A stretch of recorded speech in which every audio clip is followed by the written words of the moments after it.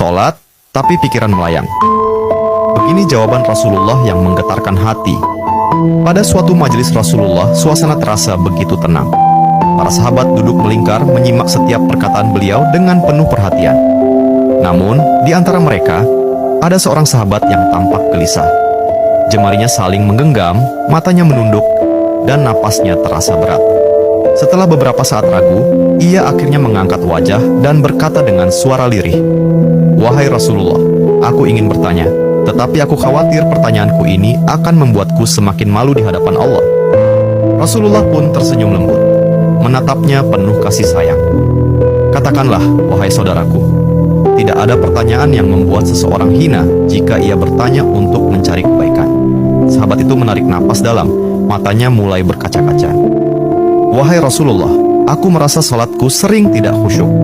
Kadang aku mengingat urusan dunia, kadang pikiranku melayang entah kemana. Aku takut salatku tidak diterima oleh Allah.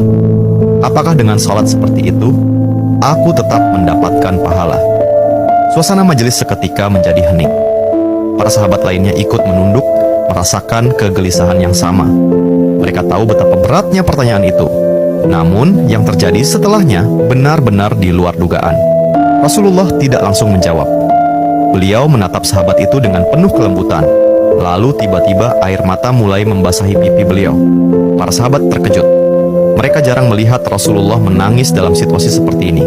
Dengan suara bergetar, beliau berkata, "Demi zat yang jiwaku berada di tangannya, sungguh setan tidak akan pernah berhenti berusaha mencuri bagian dari sholat seorang hamba hingga ia teralihkan. Tetapi ketahuilah, Allah tetap melihat usahamu." Rasulullah menarik napas dalam, lalu melanjutkan, "Wahai saudaraku, jika engkau meninggalkan salat hanya karena takut tidak khusyuk, maka setan akan menang.